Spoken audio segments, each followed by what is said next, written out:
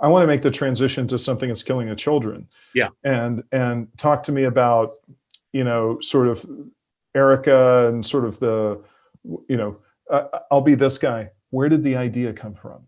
Because I know the writer question that most writers don't like. See, and this is the weird thing with Something Is Killing the Children, because normally I am a very outline driven, like crazy long pitch, like, like that's the sort of writer I am. Like Department of Truth had a 20-page pitch. Like, Wow. The Woods had, I think, a 16-page pitch.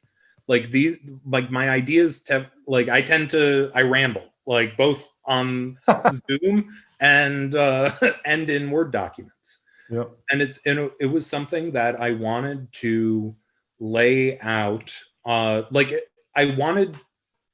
Honestly, my initial thoughts on Something Is Killing the Children. It's a title that I've been attached to forever. I think the first time I used the title Something Is Killing the Children was for a short story I turned in college. Wow. I've been in love with that title ever since. I even pitched to you guys a separate concept called Something Is Killing the Children that never made it to a pitch document because it was never cooked enough. But actually the stuffed octopus actually comes from that iteration of That's the fun. story. But I was coming up with all of those pieces, but I wanted to do something very simple that was about a monster hunter.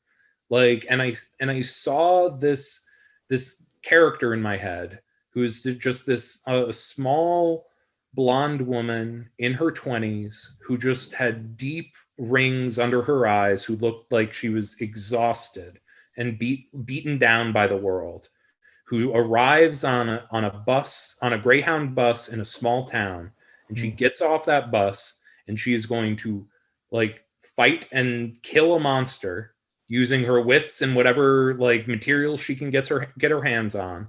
And then she's not going to say anything or to any of the locals or anything. She's going to get back on that bus and she's going to go to the next town and she's going to do it again.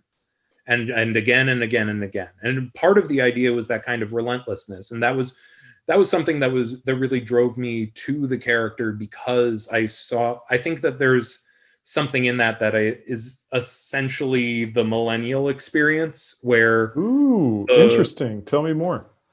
I think my generation has grown up in a world that has proven pretty succinctly that the systems don't work.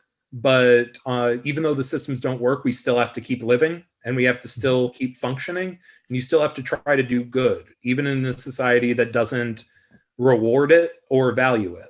And when you say the systems don't work, what I process is I go 9/11, the financial crisis. Yeah. Is that what you mean? Yeah. And just the idea of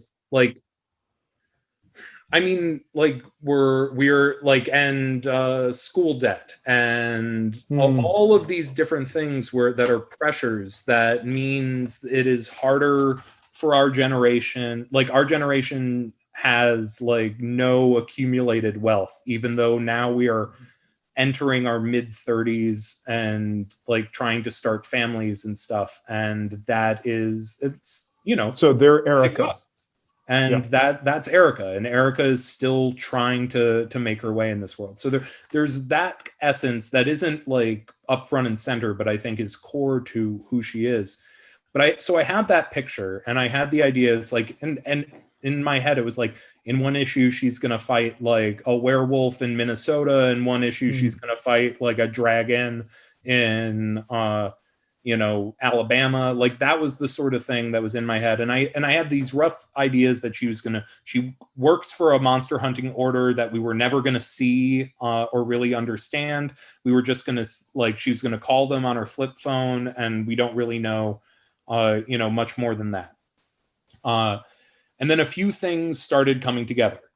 So that was the initial pitch: 5 issues, 5 standalone one-shots. And the goal was to do something like the old Hellblazer type of stories, where it's just sometimes she wasn't even going to be the main character in the story. You might do an entire story from the perspective of the bartender.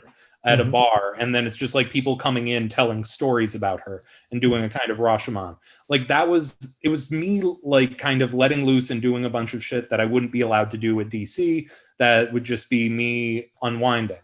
And I started writing the first issue, and I put together and I wrote this opening scene, which is this truth or dare scene that ended with that, and it was running a little long, like, and that was the first kind of flag that set off in my head, where it's just like, I'm this many pages into the issue and she still needs to, like, Erica Slaughter needs to show up, kill the monster, and then leave again by the end of the issue.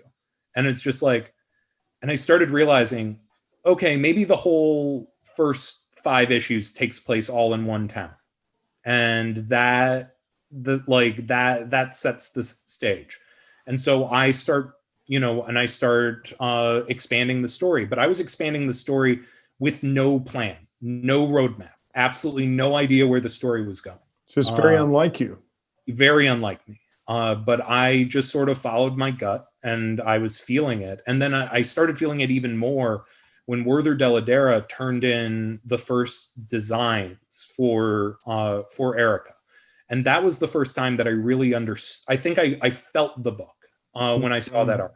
Because before that, I think that there was a kind of, like, tonally, the book was going to be a bit more like it was all one thing. It was all going to be like kind of tonally consistent. But then I saw this character, and this character design is almost a superhero adjacent design. Like, she has a costume, like she has the mask, and the mask was something Werther brought to the table. The mask, not part of the initial designs. Like, that's I was amazing. More of a John Constantine Hellblazer style character, where, like, yes, she might have a distinctive jacket, but it's not like she's like in a uniform. But then once I saw that, it's like, oh, this is me telling a story set in a grounded real world where suddenly a superhero comes to town to stop, like, and doing a grounded horror story that kind of had those priorities. And that like kind of, I started feeling my way through it. And it was when I was starting writing the third issue was when I texted Eric Harburn again, where I was just like, I can't finish this story in 5 issues. Like, I can't, like, this story is not going to reach a conclusion at issue 5. And I think I need more issues here. And how much rope can I have? Yeah. And that really, and once I was really in it, it's like I felt the story. I knew what the story could be, and I knew where it was going. And at that moment, I finally did lay out a full plan of, like, okay, I can get to the end of this initial narrative by issue 15. So I want 3 arcs, like that can get me to the end of this story in Archer's Peak, but it's going to be an expansive story that keeps building out from there. And it's just like, so I was aiming towards 15 as the end point of the series. And, but like I had no idea whether or not, like, I did, like, at this point, I had no idea, to be blunt, whether or not anyone wanted to read this book. And this this was a little side project that I was sort of doing. And I was on my Justice League Dark. I hadn't been announced on Batman. And, there was no telling I was going to get the rope to tell the longer version. And so I just kind of had to hope that I did. And thankfully, the people responded really, really strongly to issue 1. And at that moment, it was just like, okay, then we have the rope to get to issue 15.